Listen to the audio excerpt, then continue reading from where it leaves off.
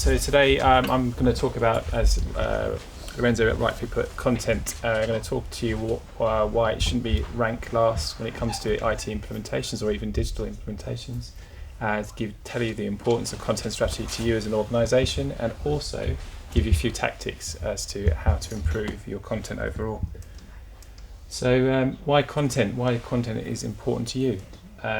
Well, content is important to you because digital projects historically start with a need or a marketing idea. They normally go into internal approval, into a brief, and then go into either an IT implementation or an agency, and into design and build, content load, and then test. Well, the reality is it should go a different way. Questions should be asked such as, what about mobile? What about search? Who is your audience? What is your data telling you? Is your content actually working? Is it frequent enough or even of value? These questions are, I find, having worked in financial services and professional services for my career, aren't being asked. What we need to do is got to get away from websites like these. So you see on top left, no personalization, bad UX. And top right, old style marketing with no value to the customer. And the bottom left, EY with their no hierarchy of content and hard to find valuable content. And then to the bottom right, Grant Thornton with their lengthy article templates or not mobile. All of these would be qualified out if they had taken content or brought content further into the process. By contrast, if content had been brought forward and taken into account, these websites would be right up there in terms of best practice. Top left, you've got TSB, which is content merchandising, giving breathing room to your content, making the content consumable. Top right, you've got Nutmeg, which has a brilliant narrative, instructive, has persuasion architecture to drag you through your journey. Bottom left, poor UI but valuable content distributed extremely well out into the ether and brought back into the site. And then from your perspective, from professional service perspective, PAs among the best websites out there at the moment. Brilliant UX and the content that's breathable and succinct. So what is content strategy and why is it important to you? Well, content strategy is important to you because it's many things. It's not just an article, it's not just web, it's not just mobile, it's everything, and it's a communication strategy. It's about engaging customers in the right place at the right time. I feel this is probably the best quote I've seen in terms of sort of quantifying or qualifying what content strategy is. It's the strategic planning and management of content creation for maximum effectiveness. It involves elements of UX, design and content that is user-friendly and meets user needs. The good news is that content is now becoming more integral in terms of how websites and digital deliverables are being put together. Historically, old digital content was really just in 2 points in the build process. Hopefully this works. No, it doesn't. So at the design phase and at the content load phase. In the new digital world, content is in 5 different points. During the discovery phase, during the define phase where you map content and audit it early on, during the develop phase, which is where you build your actual website. Content people sit alongside UXs, sit along strategists, sit alongside developers to get iron out the problems and bring it to the fore. And obviously content load is still involved with content, but also after a deployment you've also got management and delivery of content ongoing. The good news also is that content is now a discipline. In my opinion, content strategy is as important as user experience. Without the words, without the structure, without the form, you won't get your customers to your site or even to your digital deliverable, and you certainly won't get them back. By the way, if anyone wants to swat up on content strategy, the book on the left, which has just come out, is phenomenal. So why is this relevant to me in my professional services role? Well, I'll tell you why. Because in 2013 I worked on a large global implementation for a large professional services firm. The brief was innovation focused. It was really to push the boundaries of UX and browsing behaviour. The sum total, the wireframes and designs did just that. However, there were problems. Content wasn't part of the planning. They weren't interested in it. They thought their content was strong enough. Each member firm after deployment was then told to load and prepare their own content. Unfortunately, the site had multiple breakpoints. It was responsive to over 4 breakpoints, which made hyphenation a common problem, big issue in Germany. And they had underestimated overall the state of their content and its lack of preparedness. In short, they had a site with no content. The result, in short, was content wasn't part of the planning and it cost a lot of money to fix and maintain. Meanwhile, the current site, which they'd hoped to replace, sat untouched for 9 months. And this is among the biggest firms out there. So how do we get around this? The key is to make content the focus of your marketing activity. As we all know, consumers are losing patience. Since 2000, attention has dropped to a mere 8 seconds. 40% of users leave sites that don't load in 3 seconds. 43% of us abandon emails that take more than 30 seconds to read. 32% of us tune out if we don't get to the point in 15 seconds. And most worryingly for me, 74% lose interest in presentations if the key point isn't made in 60 seconds. Okay, so why is it important? So these are just a few tactics. If you've got a problem with your content, have a look at some of these. If your content has to have analysis in it, it needs to be of value. So consider time to market. If your content's old or isn't relevant, just bin it. Customers want content that engages and inspires, so think about relevancy to your customer. It's hard enough to get them to the site, it's easier to lose them.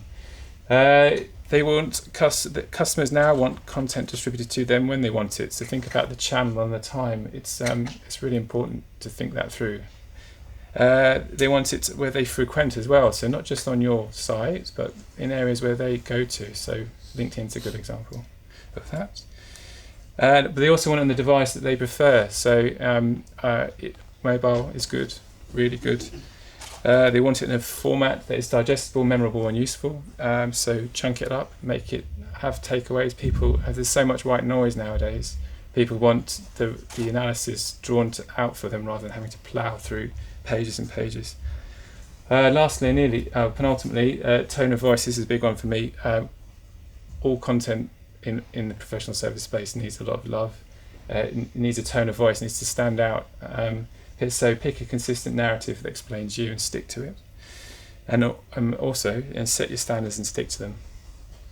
The good news is, I don't know if you've heard about the marshmallow test.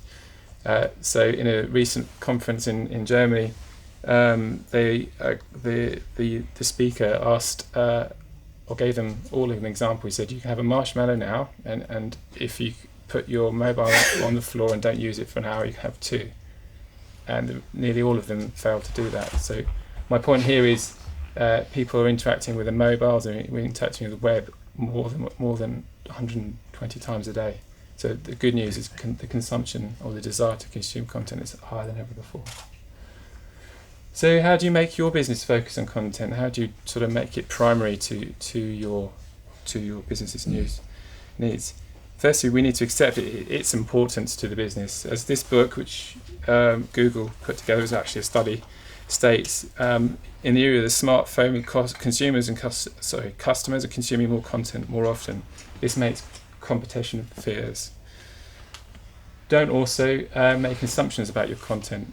You will hear about best practice and the need to focus on best practice all the time. My point here is you need to make decisions on your content based on your data and consumer behaviour. There are no mandates. Best practice may not apply to you. So look at your data and how they're interacting with your content. You can then create some rules. So if you don't know your audience, start with identifying them.